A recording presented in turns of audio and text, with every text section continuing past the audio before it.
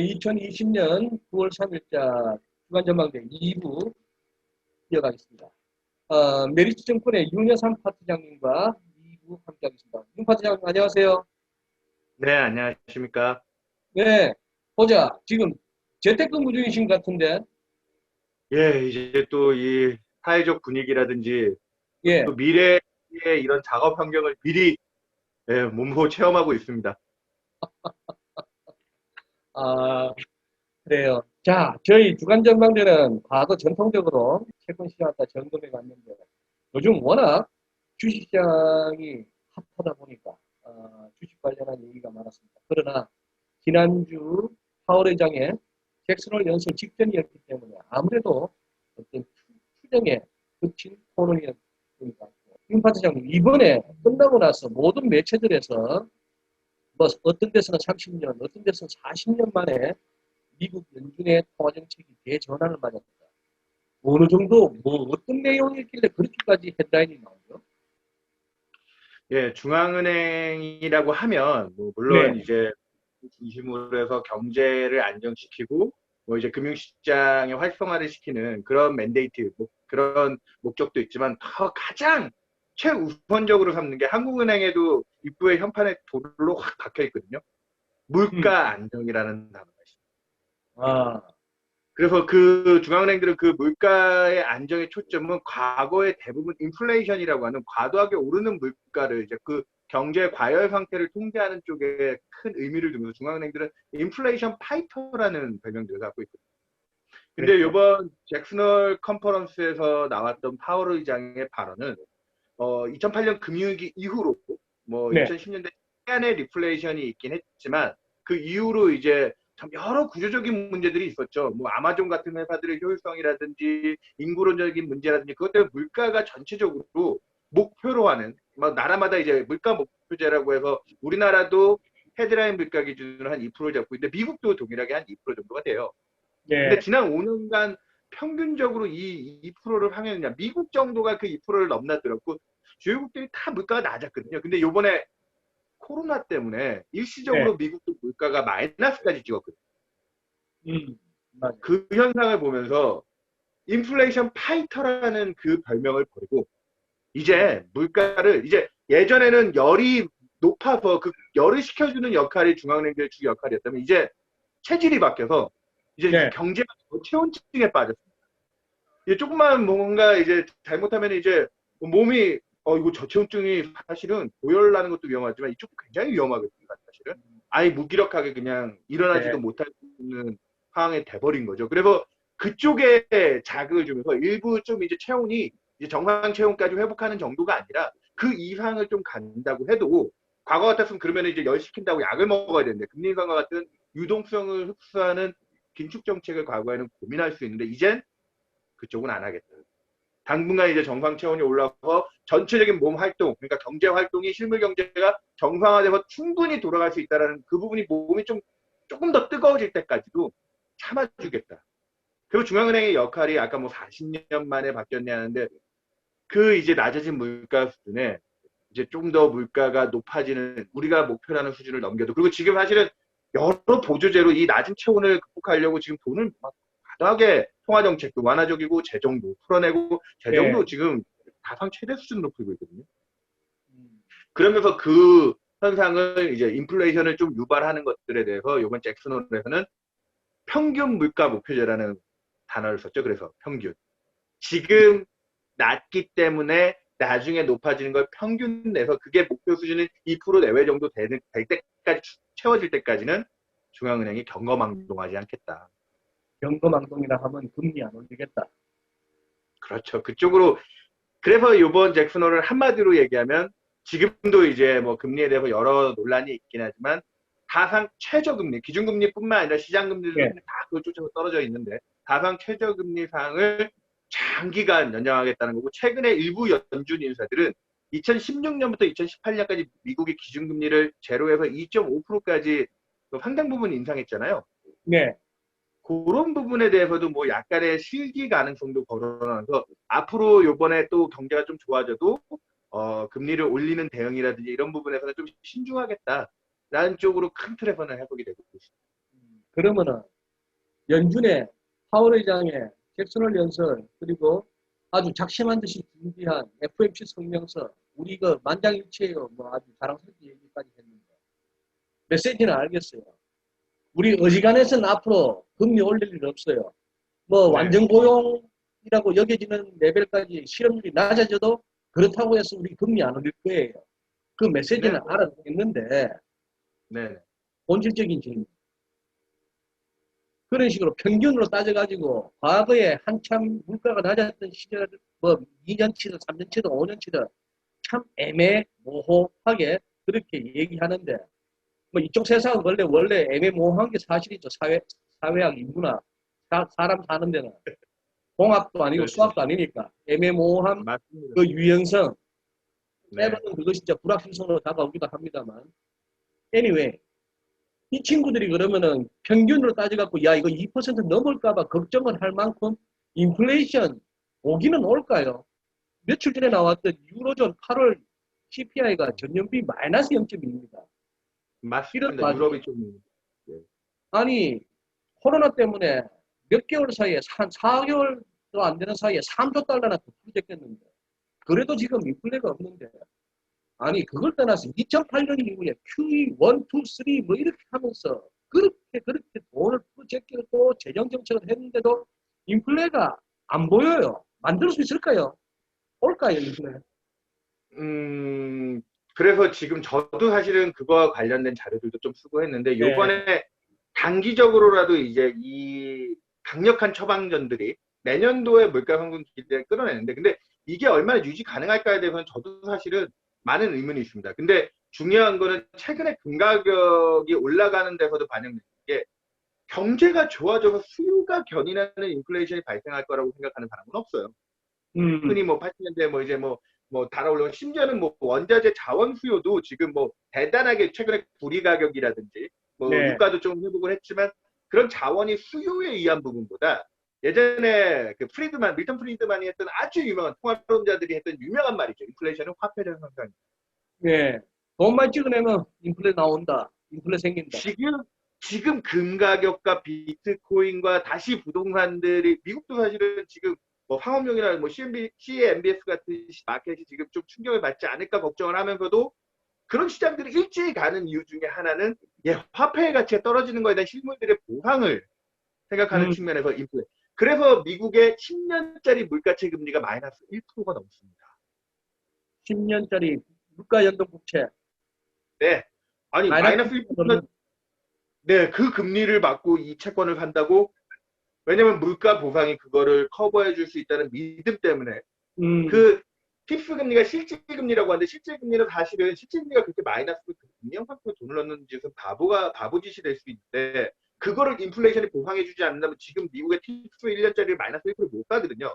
미국의 10년짜리 국채가 0.7% 지금 내외를 왔다 갔다 하는데 적어도 1.7% 이상 미국의 물가가 오를 거라는 믿음을 현재 갖지 않는다면 그 채권은 그 물가채 마이너스 1%짜리 살 수가 없죠. 그 정도에 대한 기대 정도는 지금 자국으로 살려놨고 그 마이너스 실질금리가 방금 얘기 드렸던 자산 가치들 금의 가격이라든지 이런 것들과 연동돼서 움직이고 있고 저는 그렇기 때문에 내년도까지는 사상 최대 규모의 2차 대전 때 못지않는 재정과 그래서 지금 정부 부채는 2차 세계대전 수준을 지금 뛰어넘고 있잖아요, 사실은. 네. 그 정도의 힘이면 그래도 물가가 2차 세계대전처럼 폭증하지는 않겠지만 지금 저희는 내년도에는 목표 수준 정도 한번 상회할 수 있는 정도 보고 그 다음은 코로나에 대한 실물경제 충격을 덜어내고 난 다음에 구조적인 문제들과 맞물려서 또 가늠을 해야 되는데 많은 회의론자들은 향후 3년, 4년 내 평균 물가가 과연 2%를 유지할 수 있을까? 저도 거기에 상당 부분 동의하는 사람이기 때문에 미국 금리가 지금 너무 지나치게 낮아서 그런 물가가 내년도 회복하는 과정에서 일부 상승할 수는 있겠지만 지금 최근에 미국의 중장기 금리가 잭슨홀 컨퍼런스에서 물가 상승을 용인하겠다 그 기대 때문에 미국의 30년짜리 채권 금리가 올랐어요. 왜냐? 인플레이션이 드디어 나올 수 있는 거 아니야라고 해서 그 금리가 단기 한 40, 0.4%포인트 이상 꽤 많이 올랐거든요. 근데 그게 그 이상은 기대하기 힘들 것 같아요. 그러다가 다시 또 밀렸잖아요. 수익이니까. 예, 최근에 이제 또 여러 연준 인사들이 뭐 음. 우리는 완화적이야. 더 쓸 카드도 있어. 금리 올라가는 거 그렇게 좀 지금은 금리를 잡아줘야 되거든요, 사실은. 네, 중장기 네. 금리도 지금 무리하게 올라가면 안 되기 때문에 그런 립 서비스도 들어왔고 여기서 그래서 이런 채권 시장의 반응과 지금 실질 금리 상황과 인플레이션이 과연 올까에 대해서 가장 결정적인 믿음 하나는 뭐냐? 위험 자산을 밀어줘야 돼. 위험 자산을 밀어줘야 된다. 밀어줘야 된다. 밀어줘야 된다. 그러니까 지금도 주가가 사상 최고가고 자산 가치들에 대한 거품 얘기들을 하고 있지만 중앙은행들의 지금 가장 중요한 실물 경제가 회복되기 전까지 심리지 부분을 지지하는 게 제가 뭐 소장님하고 올해 들어서 그 중앙은행 전망대 할 때마다 전 낙관론자라는 얘기를 계속 드려왔잖아요. 채권 얘기를 치고는. 예. 그 측면에서 중앙은행이 그 심리적인 부분을 안정시키기 위해서 이번에 AIT까지 꺼낸 게 AIT를 지금 약간 지금부터 기조를 잡아간 거는 내년도까지 발생할 수 있는 기저효과까지 생각해서 내년도까지 발생할 수 있는 인플레이션에 대해서 쫄지 네. 마. 쫄지 마. 우리가 니네 편이 될 테니까 겁먹지 말고 지금 그 위험자산 기조들이 흔들리지 않게 예를 들면 주가뿐만이 아니라 미국의 하이드와 같은 저신용 채권도 3월 달에 스프레드가 1100bp 같은 게 지금 400bp 중반까지 떨어졌어요. 네. 그게 주식시장 올라가는 것보다 훨씬 중요합니다. 왜냐면 크리딧 마켓에서 리스크가 퍼져버리면 주가 같은 거 못 견디죠. 빌리는 자금 시장에서 이런 데 문제 생기 그런 것까지 막아주는 측면에서 페드의 역할이 지금 확실하게 우리가 커버해 줄 수 있다는 믿음을 주고 있기 때문에 저는 뭐 인플레이션이 단순히 유발되느냐 안 되느냐에 대한 관점보다는 지금 정책의 가장 큰 핵심의 방향은 일단 가자. 일단 우리 가자. 지금 사상 최고 높은 수준까지 온 가격 지표들이 많지만 그래도 좀 더 가봅시다. 그쪽이라고 보고 있습니다. 주식도 여기서 좀 어질어질하고 좀 많이 온 것 같지만 여기서 빠지기 시작하면 감당 안 되고 답 없고 어쨌거나 금리 오를 일 없습니다. 다들 걱정하지 마시고 코로나 빨리 잡히기를 기대하면서 잡히면 다들 옛날처럼 일상으로 돌아가서 열심히 일해서 구멍난 경제 배워가고 그렇게 시간을 벌면서 회복합시다. 우리가 혹시 조금 금리가 인플레 조짐이 보인다고 해서 또 고용시장이 조금 너무 뜨끈뜨끈하다고 해서 긴축으로 돌아설 걱정은 하지 말아 주십시오 라고 이해하면 되겠네요. 따라서 예, 네. 최근 이 코로나 와중에도 미국의 신규주택 판매가 건수가 막 늘어나고 집값도 오르고 금값도 오르고 주식도 오르고 다 오르는군요. 그죠? 맞습니다. 그래서 요번에 그 파월 의장의 잭슨홀 컨퍼런스 직후에 미국의 CNBC에 좀 유명한 그 짐 크레이머라는 양반은 짐 크레이머 짐 크레이머 한마디로 딱 요약했더라고요. 뭐라고? 파월 의장이 주식시장 편에 섰다. 뭐 그 사람도 워낙 자극적인 얘기를 하는 양반인데 저는 그냥 잭슨홀이 채권 시장을 위한 정책이었다는 느낌 받잖아요. 전 채권 분석 전문가잖아요. 그날 오히려 투자금리들은 많이 올랐어요. 그리고 이제 최근에 이제 연준 인사들이 커버해줘서 좀 잡혔지만 중요한 포인트는 이겁니다. 내년도까지 물가가 올라와도 금리를 이렇게 낮게 잡아주면 말 그대로 물가로도 지금 내년에 2%를 받아야 되는데 실제로 금리로 뭐 지금 1% 정도 내외도 안 되는 그 금리를 받는다고 하면 누가 금리형 상품에 돈을 넣는 짓을 하겠어요. 그러니까 우리나라도 그렇고 미국도 그렇고 지금 개인 투자자들이 지금 갑자기 좀 뜬금없는 소리지만 뭐 카카오 게임즈 공모에 저렇게 몰린다든지 지금 또 빅히트 상대하다 그 돈들이 다 어디서 나왔겠습니까? 은행에 넣어봐야 세금 떼고 나면은 뭐 1억 넣어야 1년에 이자 100만 원도 안 나오죠. 그 돈들이 지금 그게 이제 방금 얘기했던 AIT는 그 상황을 장기화하겠다는 아주 쉽게 얘기해요. 알겠습니다. 여러분들이 그걸로 어설프게 저축하시면 보냅니다. 라는 거죠. 그 얘기네요. 좋아요. 그러면은 우리 쪽으로 좀 넘어와서 최근 들어서 주식은 저렇게 막 오르고 하는 와중에 이제 한은 이제 금통위도 얼마 전에 있었습니다만 끝나고 나서 굉장히 좀 한은이 좀 뭐랄까 은근히 좀 시달리는 분위기예요. 첫째, 벌써 금리 수준이 지난 5월 달에 우리 0.5%까지 끌어내릴 때 그때 시장 금리 수준 다 올라와 버렸고 말은 완화적이다 경기 부양적이다 하는데 왜 액션은 없냐? 이런 식의 어떤 시장의 불만이 지금 국채 선물 차트를 보니까 막 흘러내리던데, 산사태난 것처럼. 우리나라가 지금 조금 최근에 꼬인 건 꼬인 사실 거. 올해 예, 꼬였죠. 그러니까 올해 원래 연초에 코로나 터지면서 미국은 10년짜리 채권 1.8%에서 음, 0.5%까지 무려 1.3%포인트 130bp가 떨어지면서 네. 그거를 자본 차익으로 환산하면 12%라는 수익이 나왔어요. 음, 이자까지. 미국 국채 시장은 올해 투자 수익률이 굉장히 높아요. 그리고 올해 해외 채권 투자하는 펀드들은 수익률이 굉장히 좋습니다. 근데 네. 우리나라는 국고 10년짜리가 연초에 1.6%, 미국하고 조금 낮은 수준이었는데 바닥이 1.3%. 음, 기준금리는 1.25에서 75bp나 내려서 단기금리들 중심으로 기준금리 쫓아서 좀 빠졌지만 한국은 통화정책에 대한 한계 인식들을 조금 일찍 반영하면서 미국처럼 음, 양적 완화를 하지 못하니까 네. 정부가 추경을 중심으로 해서 재정을 쓰겠다는 쪽에 압박이 컸거든요. 그래서 그 추경이라는 그 단어에 재정정책의 눈치를 보면서 시장금리가 장기금리 중심으로 많이 못 쫓아갔어요. 네. 근데 최근에 내년도 예산도 올해보다 더 편성하면서 국채 발행량이 올해 추경 포함 168조, 작년에 100조 찍었는데 올해 168조거든요. 근데 내년에 173조를 찍겠대요. 어, 예. 일단 뭐 예산안 규모가 는 게 8.6%든가 증가인데, 네. 아니, 그만큼 성장을 할까도 걱정되고, 그만큼 세수가 그칠까도 걱정되고, 내년에도 그러면 빚 엄청 내야 되겠다는 얘기다. 그러니까 정부가 빚내면서 그 채권 시장의 공급에 대한 우려가 있고 요번에 또 코로나 재확산 때문에 지금 세 번의 추경을 했는데 네 번째 추경까지 지금 거의 뭐 음, 여당에서 말하는 분위기는 거의 기정사실화예요. 그러면 이제 올해 4개월도 안 남은 사이에 또 그 재난지원금이라든지 이런 거 2차로 지급할 돈은 또 빚을 내야 돼. 그래서 이게 한국은행이 거기서 왜 좀 애매해졌느냐.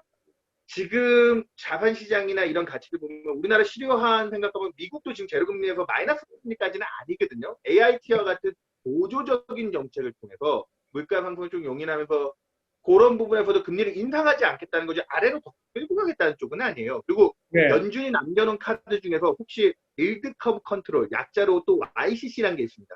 그건 YCC. 뭐냐면 예, 일본이나 지금 호주가 하고 있는데 만약에 금리가 수급 부담이나 이런 것들 막 치솟기 시작하면 선을 꺼놓고 일본은 지금 0%의 10년짜리 채권을 계속 사주고 있잖아요. 음, 맞죠? 네, 미국도 그런 금리에 대한 부담이 생기면 그거를 무제한으로 사주는 정책 같은 뭐 최후의 또 한 완화 정책 같은 거 있는데 그런 것까지는 쓰지 않겠다고 하고 있거든요. 그러니까 추가적으로 더 금리를 끌어내면서 갈 정책들은 미국도 닫아놓고 있는 상황이에요. 완화적인 건 분명하지만. 네, 그래서 한국도 지금 한국은행의 금리 인하라든지 부채 매입, 그러니까 우리나라는 단순 매입이라고 해서 양적 완화랑은 좀 개념이 다릅니다. 시장에 공개 시장 조작을 하겠다고 해서 유독 뭐 하기만 하는 게 아니고 나중에 또 필요시에는 팔 수도 있다는 조건하에 부채를 매입을 하는데 미국은 그냥 사는 거거든요. 미국은 그냥 지금 부채를 사주는 게 말씀하신, 양적 완화고. 지금 말씀하신 개념은 RP잖아요. 판매 조건 부채. 그렇죠. 우리나라는 약간 그 단순 매입이라는 게 그래서 정말 단순하게 사줬다가 또 나중에 시장 유동성이 과한 것 같으면 또 팔 수도 있는 거예요. 그래서 미국의 양적 완화는 다른데 그런 단순 매입도 미국처럼 공격적으로 못해요.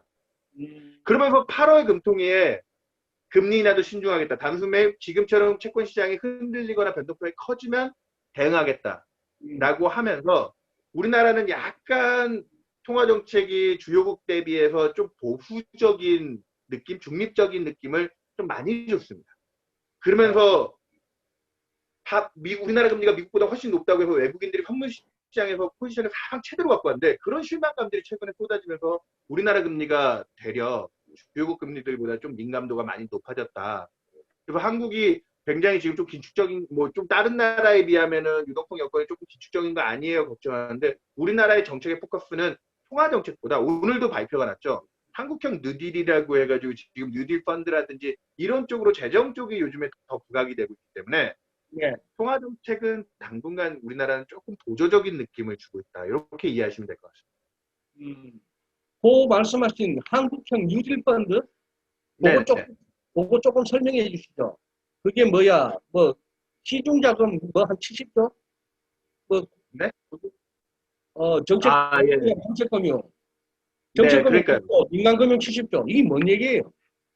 그러니까 지금 우리나라도 이제 요번에 이제 뭐 뉴딜이라는 게 과거에 대공황 때 미국이 경제 활성화를 위해서 도입했던 정책이잖아요. 당시에는 뭐 인프라 중심이긴 했는데 한국은 그린, 그리고 환경 쪽, 그쪽에 관련돼서 요즘은 뭐 신재생 에너지라든지 이런 데 투자하는 거나, 그 다음에 디지털, 요즘에 언택트 중심으로 해가지고, 그쪽에 혁신 산업들, 뭐 2차 전지, 뭐 이런 거 해가지고, 그 두 개의 중심축의 산업을 가지고 5년간 160조 원 정도 내외 정도의 계획을 세워서, 그 중에 한 110조 원 정도 이상은 정부가 직접 국비로 투자를 해가지고, 어느 정도 한국 경제의 마중물, 이제 활성화를 시키겠다라고 하는 정책인데 일부 이제 또 방금 얘기하셨던 50조 이상 70조 정도까지도 민자를 또 유치해서 뭐 금융기관들이라든지 아니면 가게는 저율 과세까지 해서 세제 혜택까지 줘가지고 뭐 약간 국채 수익보다 지금 국채 수익률이 1% 중반 내외밖에 안 나오거든요. 네. 사실은 신자자도 그걸 해도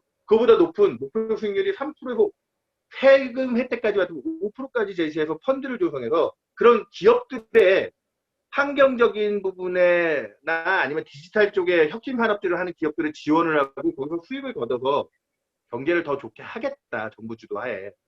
그렇게 하는 뉴딜 펀드거든요. 사실. 그러면 몇 가지만 여쭤볼게요. 대충 네. 개념은 알겠는데 그 중에 정책금융은 100조 내지 110조.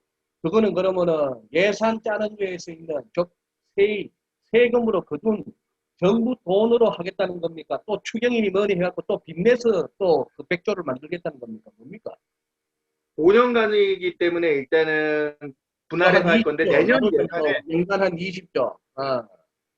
정확하게 내년 예산에 20조가 포함됐습니다. 그 그렇게 5분지 되구나. 20조가 오케이. 내년 예산에 포함이 됐고요. 좋습니다. 그래서 정부가 일단은 세후가 잉여가 있고 정부에 돈이 남는다고 하면은 네. 굳이 빚을 안 내도 되지만 지금은 현재 그런 세후 잉여에 대한 기대가 적기 때문에 내년도에 그 한국형 뉴딜은 거의 다 정부부는 그거에 또 내년도 부채 발행으로 연결이 됐어요. 그래서 채권 시장이 자꾸 물량이 늘어난다고 뉴딜 그 한국형 뉴딜에 대한 채권 시장에 좀 부정적. 왜냐면은 그게 물량이 늘어나게 하는 채권의 공급량을 늘게 하는 정책이다라고 해서 재정 정책의 일환으로 조금 채권 시장은 부담을 갖는 눈치를 보고 있고요. 그러면은 한국에서는 수요도 아까 얘기 드렸다시피 국채보다 높은 수익률을 추구한다는 쪽이기 때문에 일부 지금 올해 뭐 여러 우리나라가 지금 코로나 때문에 대체 투자라든지 해외 투자들이 좀 많이 막혔었는데 예, 그런 아이들머니들이 국내 채권 투자로 좀 많이 돌았었거든요, 사실은. 예. 근데 다음 자금들이 뉴딜 펀드라든지 이런 것들이 수익성을 좀 보장해 준다고 하면 저라도 개인이 뭐 한 4에서 5%까지도 보장해 줄 수 있다면 물론 무슨 말씀인지 알겠어요. 내가 뭐 진짜 꿈 같은 얘기지만 나도 진짜 예를 들어서 뭐 몇억, 몇십억 뭐 이런데 뉴딜 펀드에 투자할 수 있어가지고 그 세금 혜택까지 봐서 5% 같으면 뭐 뒤도 안 보고 그놈의 지금 무슨 뭐 게임주 하나 IPO 한다고 그거 뭐 뭉칫돈 몇십억씩 막 들고 가고 몇 주 받는다고 좋아하고 하는 판에 요즘 시대에 5% 가까이 주면은 몰빵하겠지. 그런데 그거는 알겠는데 그러면 민간에 남아도는 그 여유자금 내지는 유유자금 뭐 그런 것들이 유동자금들이 산업자금으로 좋은데 그렇게 했다가 수익이 안 나고 있다는 거예요. 그렇게 투자자들한테 이 펀드에 돈 된 사람들한테 뭐 약속했던 한 5% 가까이 줄만한 수익이 안 나면 어떡할 건데. 그래서 정부가 아까 국고 사업을 메인으로 하고 그 펀드의 순위를 정했더라고요. 순위를 정해서 민자가 유치하면 그 자펀드들을 오늘 그 계획들이 좀 구체화돼서 나왔던데 한 35%까지 충격을 흡수할 수 있는 자펀드. 그러니까 35%분의 만약에 그 투자 사업에 손실이나 그런 부분이 나면 거기는 정부가 먼저 선순위로 방어를 해줄 수가 있어요. 후순위. 정부가 먼저 그런 부분에 대해서 그것도 그러면 혹시 또 그것도 그 수익률 맞춰주려고 하다 보니까 원래 예산이 없어지면 또 추경해갖고 또 국세 찍어서 빚내서 그거 수익 맞춰줘야 되나? 뭐 일부 그런 부작용이나 우려가 예, 알겠습니다. 뭐 네. 진행자가 이렇게 흥분을 하니까 우리 시청자분께서 조금 짜증스러우실 수도 있겠는데 따지자면 그런 겁니다. 따지자면 윤 파트장님 마지막으로 네. 이제 최근에 그러면 연준의 그러한 행보가 제 일감으로는 그러면 달러가 더 약해져야 되는 거 아니냐 하는 생각을 하게 되고 그 달러가 전 세계로 풀려나가면서 뭐 신흥국들로 미국 외 시장들도 뭔가 좀 고물이 떨어지면서 혜택을 봐야 될 것 같은데 막상 네. 지금 백신홀 이후에 유로가 1유로당 1.2달러 가니까 조금 주춤거리기도 하고 달러 인덱스도 96m로 잘 안 내려가고 요 부분도 네. 한번 정리해 주시죠 마지막으로. 네. 이미 이제 연준이 충분히 더 완화적이고 미국의 달러가 풀리는 거에 대한 기대는 달러 인덱스 기준 뭐 DXY 기준으로 90포인트까지 위협감이 떨어졌고 유로화가 1.1을 가니까 음, ECB가 오히려 되려 이제 시장 개입을 좀 하기 시작하는 것 같더라고요. 네. 뭐 이제 유럽도 아직까지 이번에 물가도 낮았지만 음, 유로존 경제가 독일만 조금 괜찮아지는 것 같고, 뭐, 아직까지는 좀 코로나 재확산에 대한 부담도 있고요. 그래서 유로화가 강해지는 거에 대한 부담이 좀 있어요. 그래서 또 혹자들은 이걸로 미국도 지금 달러의 약세로 좀 뭔가 덕을 보려는 정책적인 의도가 있는데, 뭐, 그 음, 인플레이션까지 있을 거고요. 그런 부분을 네. 생각하면 약간 커런시 워 쪽으로 흐르지 않을까에 대한 얘기도 있는데, 일단은 달러는 지금 중요한 그 마디 구간에서의 저항도 있고, 유로화와 달러 인덱스 다 네, 그렇죠. 예. 그런 거에 대한 마디 구간도 있고 정통화 완화에 대한 기대들을 한번 충분히 녹인 상황이기 때문에 그리고 요 근래 미국 금리가 단계 좀 올라가면서 그 반응도 있었고요. 사실. 미국 금리가 음, 좀 다시 내려오고는 있지만 유럽 쪽 금리가 이번에 물가가 낮아지면서 더 조금 빠졌어요. 오히려 최근에. 네. 예, 그러면서 저는 드는 게 이제 달러가 앞으로 기조 자체는 조금 더 미국 쪽에서도 푸시할 공간이 있다. 달러 약세가 지금 현재 미국 경제에 줄 수 있는 뭔가 이제 경제 긍정적인 측면에서 그런 쪽에 푸시는 좀 더 있을 수 있는데 기조 자체는 안 바뀐 것 같은데 시장을 조금씩 확인해보고 가려고 할 것 같고 위험 자산들이 특히나 미국 주식시장 중심으로 너무 많이 올라왔기 때문에 그런 거에 대한 숨고르기 그런 과정에서도 달러가 이제 좀 한 번씩 이제 좀 네. 거기서 위험자산 조정은 또 안전선으로 달러를 좀 자극할 수도 있잖아요.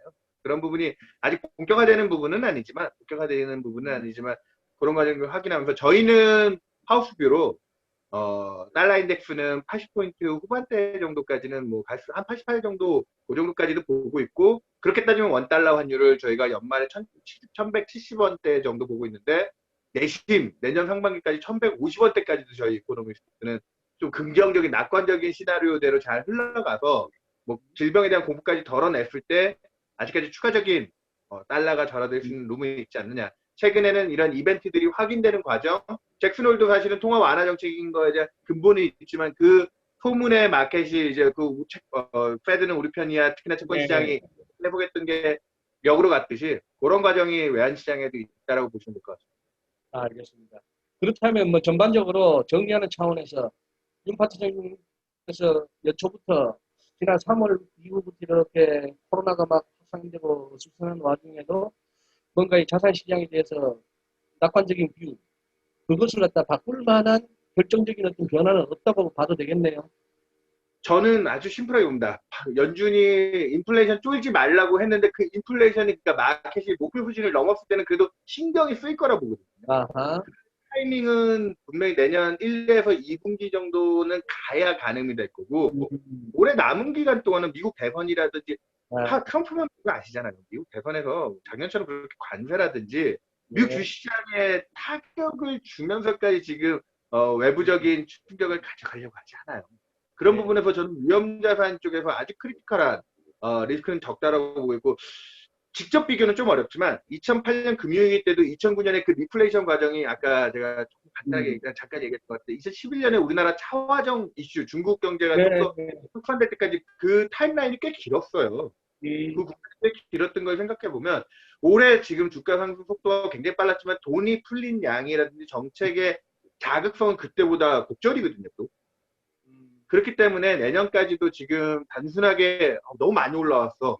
뭐 지금 뭐 그런 거에 대한 리스크 쪽을 보기보다는 아직까지 유동성 풀이라든지 실물 경제가 조금 더 이제 회복되는 그 과정도 그리고 인플레이션이 궁극적으로 목표 수준 그러면 넘는 정도의 정책의 변화의 가능성 뭐 이런 거 보이기 전까지는 예 저는 리스크 온이라고 봅니다. 알겠습니다. 그래요. 네, 오늘도, 예, 뭐, 늦더위도 있고, 예전에, 뭐, 스트레스가 많은 요즘 우리 국민들의 생활입니다. 네, 네, 윤 부장님도 건강 잘 챙기시고, 또, 스튜디오에서 뵙는 날 기대합니다. 오늘 말씀 고맙습니다. 네, 감사합니다.